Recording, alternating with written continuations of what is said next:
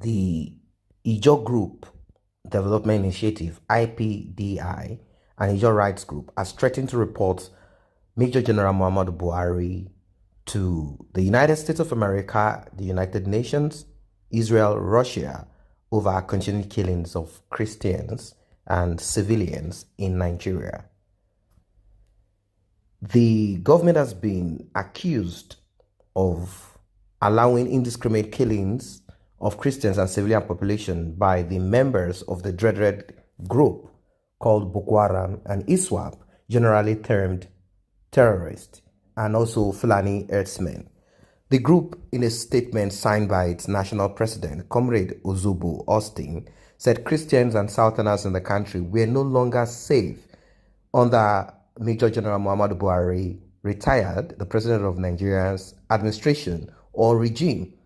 IPDI alleged that the North planned to continue to intimidate the South, especially Christians, through the killings to force them to abandon their faith for Islam and eventually turn the nation to a Muslim state. Now, one would not say Nigeria is not somehow being partitioned or structured in a way. When I use the word partition, I'm trying to say that there are certain parts of the nation that are already practicing Sharia law, and whatever happens to these people, they become a menace to the society, they become destitute, they become a burden to the society, as many of them are the ones you see on the roadsides as beggars who have been given the short sleeve or the long sleeve. That's a cutting off of their hands as a punishment for whatever crime they must have committed under the Sharia law. Now, when we say structured, when you look at the currency, there are Islamic, inscriptions, Arabic inscription. Let's use the word Arabic inscription on Nigerian currency. Why is this included? Is it because the North, read more? They learn Arabic and would better understand Arabic language rather than the English language, and they decide to, put this into it. As you can see, most of the currency that we had, even past currencies, they all had Islamic inscription. Now, when you look at the military, the Nigerian army, you will see the Arabic inscription written there. This is because many of the military personnel are all Muslims. Many of them are all Muslims, and they are all Hausas or Hausa Fulanis. But then Arabic is not Islam. Arabic is simply a language, just like English language and any other language. But they decide to put this in, and this has caused a lot of, issues here and there, as people feel that this is a form of Islamization. Why should Arabic language be written? And they also will also challenge and say, why should English language be written on the Nigeria coat of arms, on the military insignia, and all of that? So these are arguments that, there's nothing we can say about this anyway. Now, about the Islamization of Nigeria, a lot of reports have been here and there, and apart from Islamization also, there are certain laws that are practiced in some countries where Islam is dominant, and the religion itself seems to be a backbone for the laws that are actually created in those countries. For example, the Sharia law, the CJN of Nigeria, Chief Justice of Nigeria, and that is Muhammad Tanko, brought in by Buhari himself when they kicked out Onogen during the election period, because they felt that he might want to be in support of PDP, or he might not want to do their own bidding. So they brought in Tanko. Tanko, ever since, has been pushing for Sharia law. Why? That is because Tanko never studied the conventional law that we have in Nigeria. He doesn't understand the constitution that we have in Nigeria per se. All he is proficient in, what he is a master in, is Sharia law, and that is what he studied. And it's so unfortunate that such a person will be brought in to be the CJN of Nigeria. But then Buhari brought him in, claiming that is the person he believes in. So what does that simply mean? It simply means that Buhari is more inclined to religion, Islam. Buhari is more inclined to tribe. That is where he's from, the Hausas and the Fulanis. Now, the United Nations, the United States, Israel, Russian governments are going to be called in, according to the Ijaw People's Development Initiative, IPDI. The group, in a statement signed by its national president, Comrade Ozobo Austin, said Christians and Southerners in the country were no longer safe under Buhari's administration.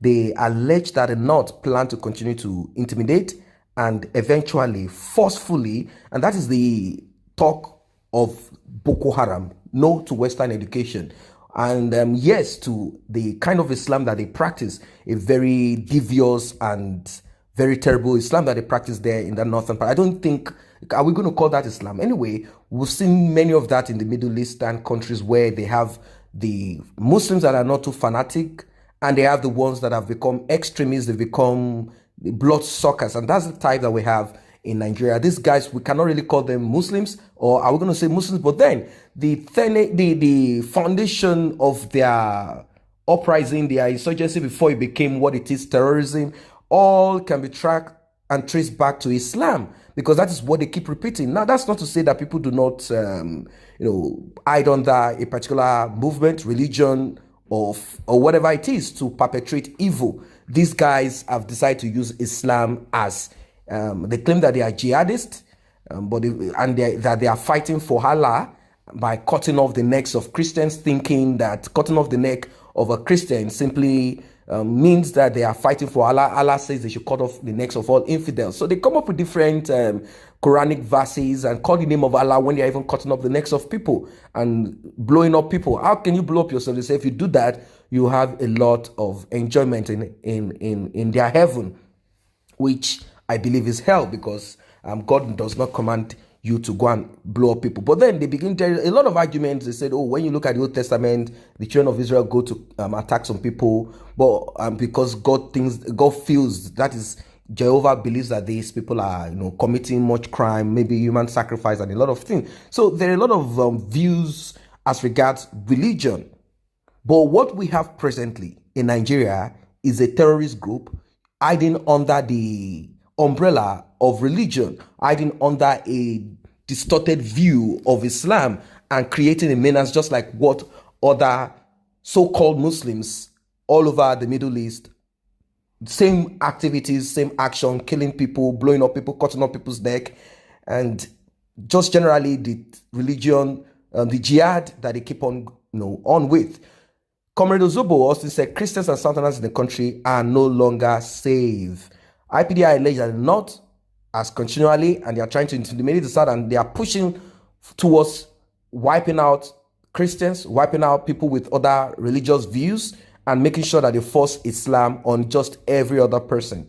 They want to turn Nigeria to a nation of Muslim Islam. It's stressed, unless the international community quickly intervene, the Christian race or the Christian faith will be wiped out of Nigeria. The Nigerian government has no interest to protect the Christian faith. The government backing of the killer herdsmen Boko Haram and Ijaw is the reason for the continued barbaric and indiscriminate killings in the country.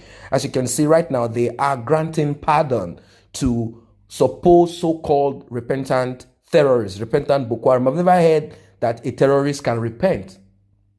Look at the lives that they've wasted. Look at the people that they've maimed. Look at the people they've harmed. At the end of the day, the IDPs, the internally displaced persons all over Nigeria, government has not brought up a bill that will send those children abroad.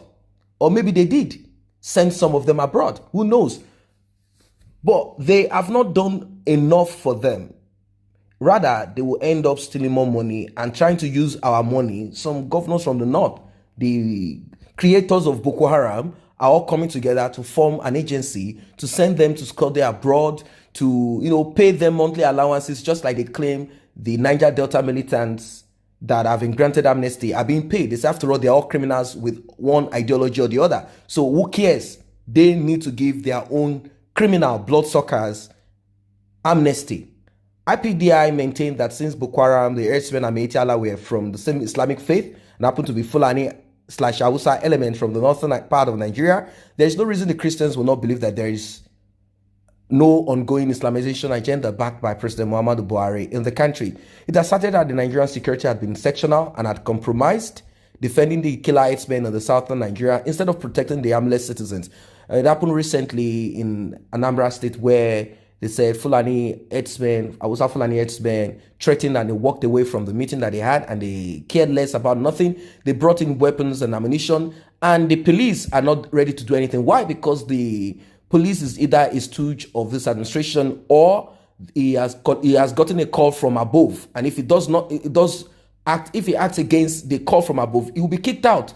No one is going to pay his pension. It will just be blacklisted. That's how the system runs. Or he's also an Hausa Fulani, and he feels like he has his own family to protect too. IPDI added the foreign criminal elements killing and invading the communities under the guise of herdsmen in southern Nigeria are not real herdsmen, but organized northern militia groups, specially sent to the southern part of Nigeria to execute the Islamization agenda in the southern in Nigeria. What is happening to Nigerian Christians today is an organized conspiracy by the Muslims, Nigerian sectional and tribalistic government led by Major General Muhammadu Buhari, the president of Nigeria. While urging Buhari to stop the killings of Christian, IPDI urged Christians in the country to go for self-help against any attack by the Islamic killer groups. Well, Amotekun has been created in the southwestern part of Nigeria.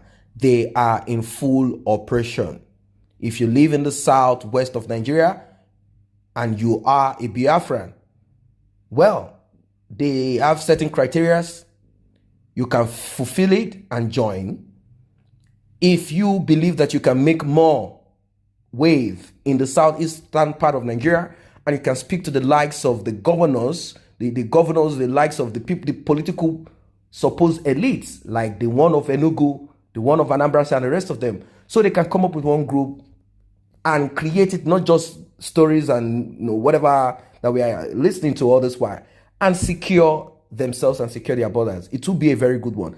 That's what it is for now. If you are not a member of this channel, let's grow together by you tapping on the subscription button and the red notification icon bell below. It will alert you whenever videos are uploaded. Thanks for stopping.